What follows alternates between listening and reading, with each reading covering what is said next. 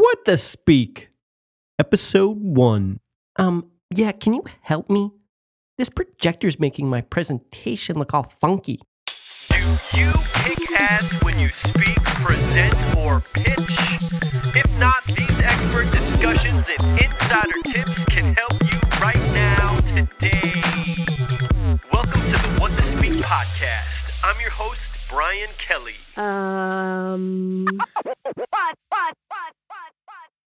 Struggling with feeling comfortable in front of an audience when you present?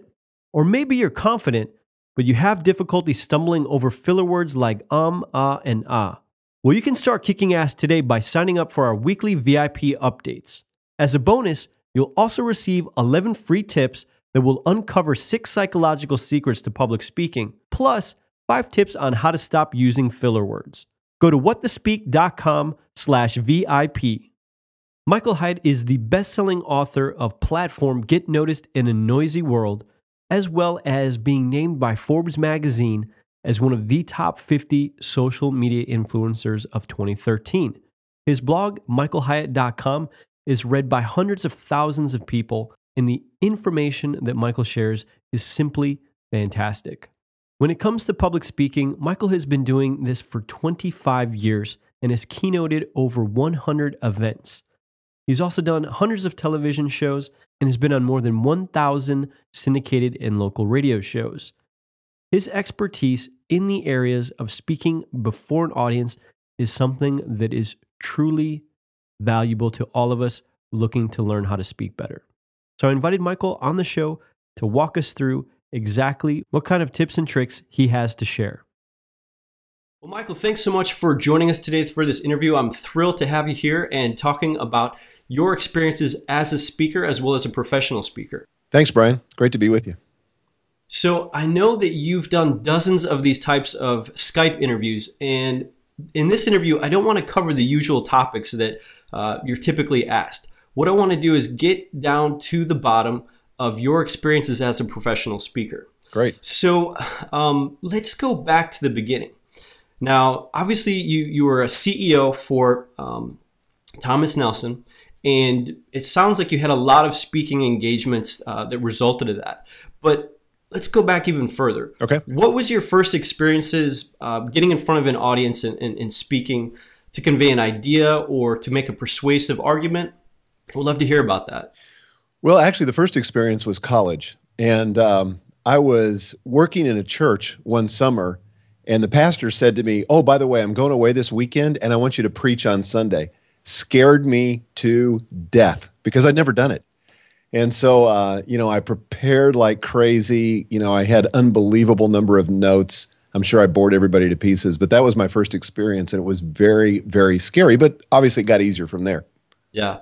So, let's talk a little bit about what was that fear that you had, that scariness that you had. How did you overcome it? And maybe it wasn't in that particular instance, but as you did more and more speaking opportunities, what was the way that you coped with that? Well, I think fear is a very real thing for most people. I think if you survey people, or the surveys that I've read say that fear of public speaking is like the number one fear that people have, even more than death. Absolutely. And I can tell you that even today, I did a keynote today, there's always a little bit of fear inside of me. And the thing I do now that I didn't do then was that I reframe it. To me, in my mind, that's just my body preparing me for optimal performance. So it's, the adrenaline that's coursing through my veins, that's making sure that everything is engaged. My brain is really focused, and I'm going to be able to access, my best illustrations, my best points, and convey the energy that really makes an impact. So I reframe it today. And so I don't see fear as my enemy, but as my friend. But I think part of it is, honestly, is just stepping into it. So whatever it is you fear, I think a lot of it dissipates when you step up and don't overthink it. If you overthink it, that's when it gets bigger and hairier than it really needs to be.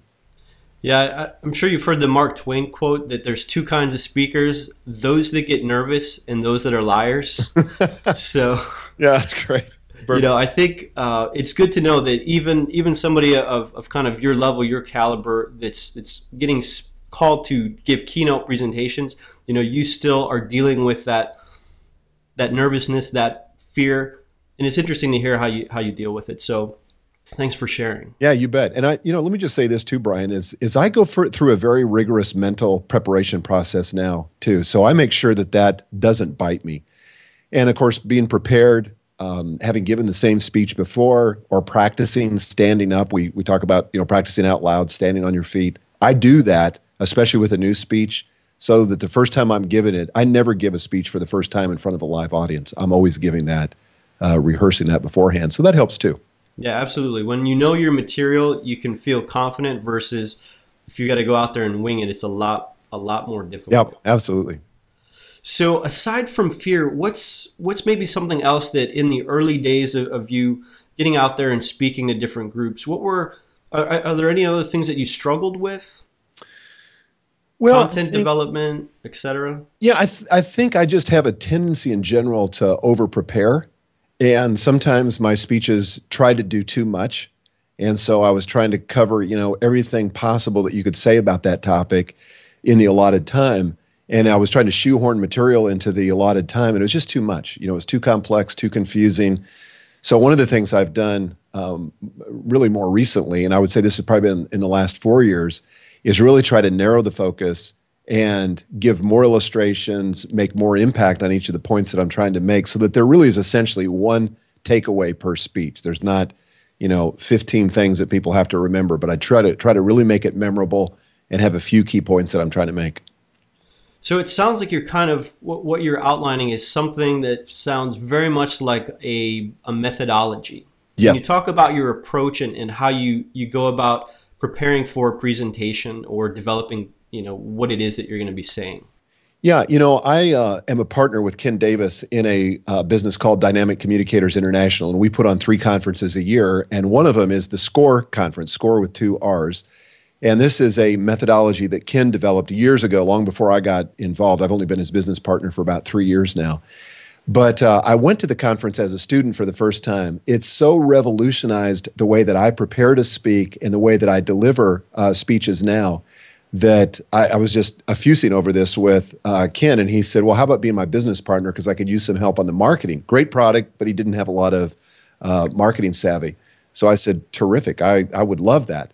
And so now we're equal partners in this business, but we teach people a methodology that is really revolutionary. And it's not just about speaking, it's any kind of communication. I use it in writing my blog posts. I'm writing another book right now. I use the SCORE methodology we use SCORE as a verb, but I scored the book before I started writing. I scored each chapter. Sometimes if it's a presentation to a group that's not really a speech, but it could be a sales presentation, or even a detailed email, I'll score that too, because it makes it more memorable, makes it easier to communicate, and really guarantees that there's going to be the impact that you want. Yeah. Well, I'm glad you brought that up, because I did want to have you talk a little bit about the SCORE conference and what's involved with that. And then there's also the other one, the Launch Conference. Yeah. Can you talk a little bit about exactly what that one is and the differences? Sure. SCORE is really about how to prepare and deliver messages that have a greater impact. So we teach each one of the letters in SCORE, and it's SCORE with 2 R's. Each one of those stands for something. And so we teach that methodology. And here's the key thing that's really different about SCORE is that we have a certified SCORE coach that works with every 8 people. So you get to deliver over the course of 4 days 3 short speeches.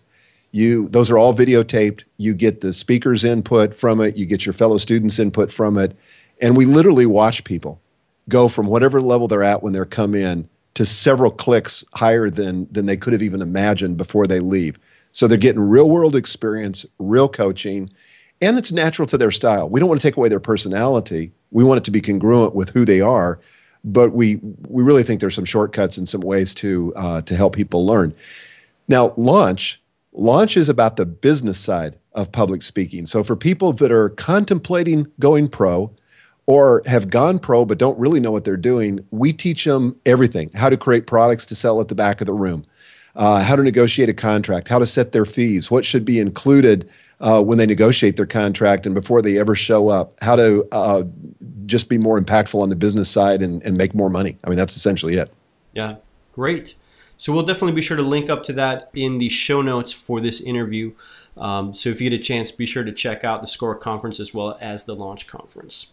Thanks. So, Michael, I wanted to talk a little bit about this. On Twitter, I found a quote from somebody that I think it might have been a conference not too long ago, maybe a few weeks back.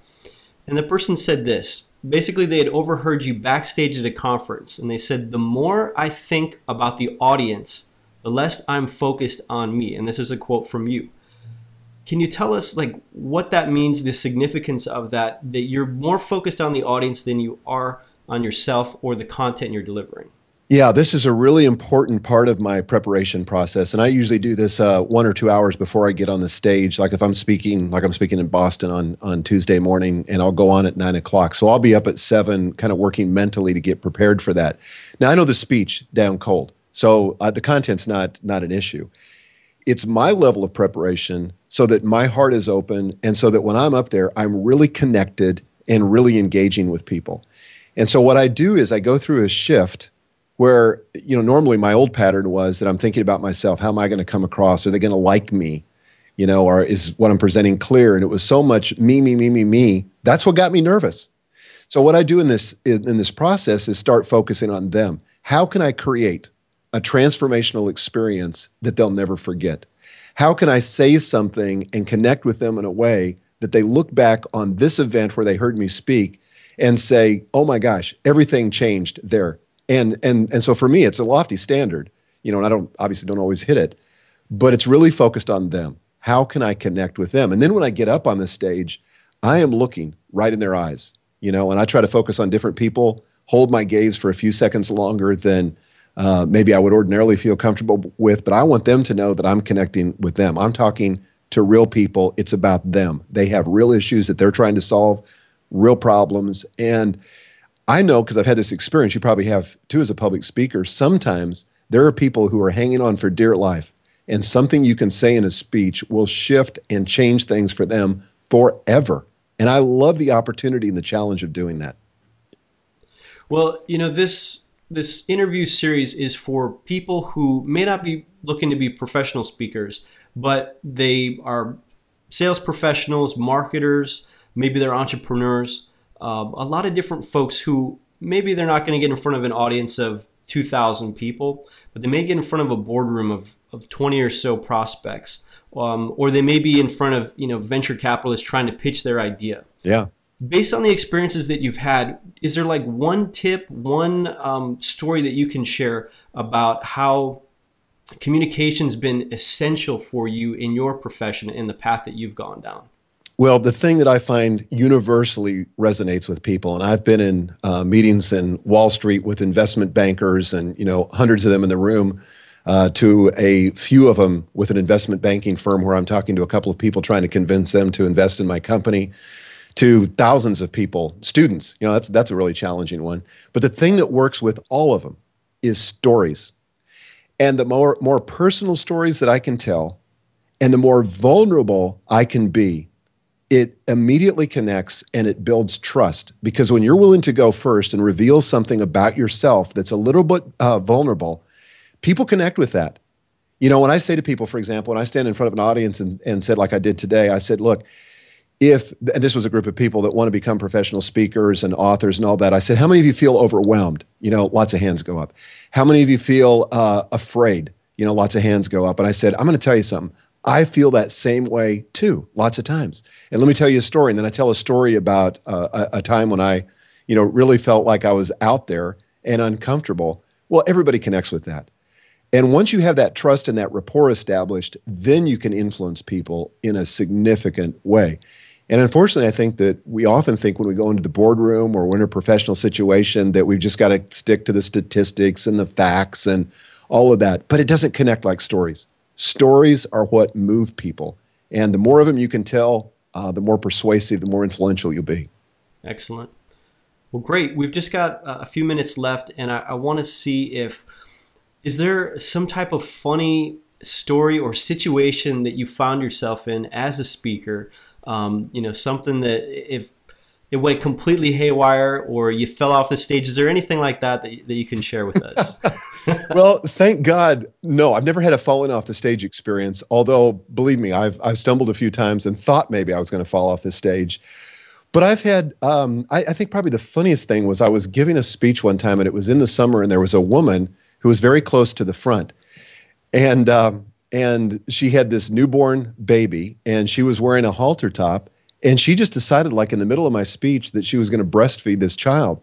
Now, nobody could see her except me, you know. And I was trying to keep my focus, so that was a little bit distracting. I've had a situation where, you know, somebody brought a small child in, and the small child got up and decided to run around the room, and you know that's never an easy fix because you can't really ignore it, but you don't want to embarrass the person. So you got to be kind of ready for anything. And I think the biggest challenge that will happen to everybody is when technology fails. You know, your slides don't come up, you can't get it connected. Or like last week I was speaking in Boca Raton, and I was speaking to a group of financial people, financial advisors, and I got up on the stage, and my mic, it was just like this hideous feedback. I mean, everybody's, you know, doing their best to try to protect their ears.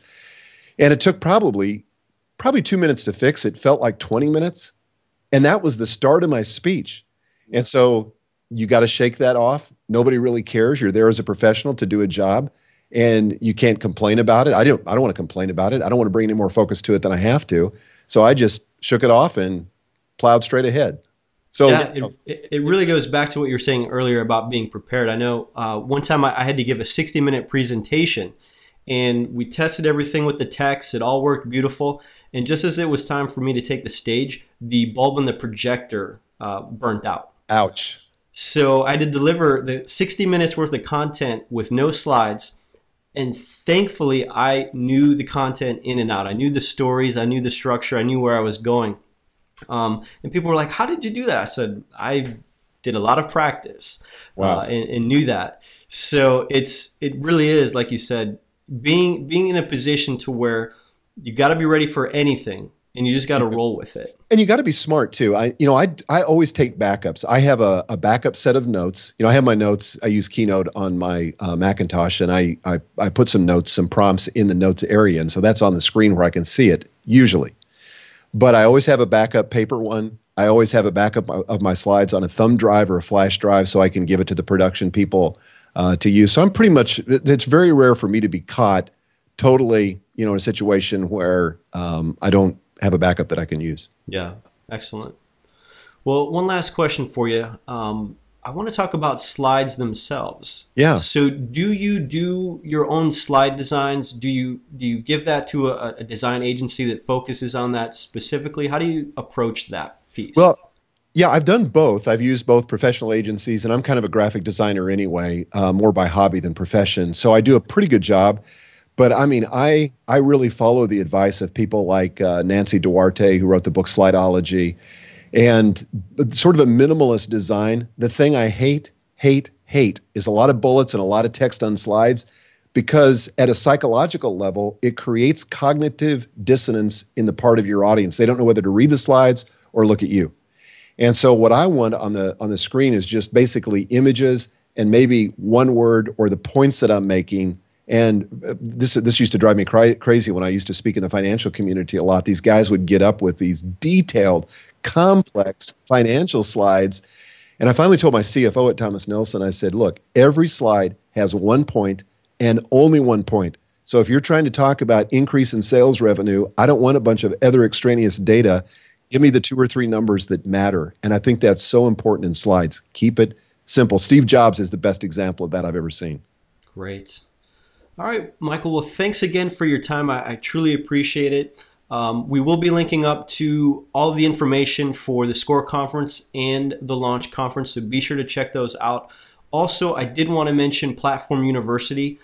It's a great thing. So, Michael, can you just give us a quick little rundown of what Platform University is all about? Yeah, absolutely. Well, this really grows out of my book, Platform, about how to build essentially a platform for you to launch your message or your products or your service or your cause or whatever. But I realized that people needed help to get there faster and to make it easier for them. So we created this thing called Platform University. It's an online community. It's only $25 a month. At least it is at the time we're talking about this. But every month we have a master class where I either teach it or I interview somebody that is the world's leading expert on that particular topic, whether it's Facebook or Twitter or blogging or speaking or whatever it is. We get the world's leading experts. Then we do something called Backstage Pass, where I bring you into my business via video and actually show you how I do something. Like we just did one on podcasting, and I showed all the ins and outs and the tools I use and all that kind of stuff. Then we do a member makeover, where we have all of our members, as many of them want, volunteer to have me critique their platform. And then I go in via a screencast, and we look at everything and evaluate it. And all that's captured for all of us to learn. And then we do a monthly live call that's an hour long, where people can just ask questions live or submit them in advance. And we record that and produce a transcript. And we're just, again, trying to help people to build a platform so that they've got options and a way for them to be able to promote what's important to them. Excellent.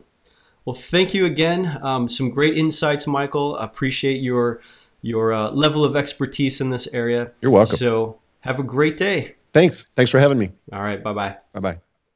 If you liked what today's guest had to share in our discussion, you may want to grab an audio copy of their latest book for free by going to WTSaudiobook.com. That's WTSaudiobook.com. All right, here we go with the outro. Thanks so much for joining us today on What to Speak. Be sure to visit whattospeak.com for show notes on every episode and to sign up for our email list to stay updated on resources that'll help you kick ass when you speak, present, or pitch.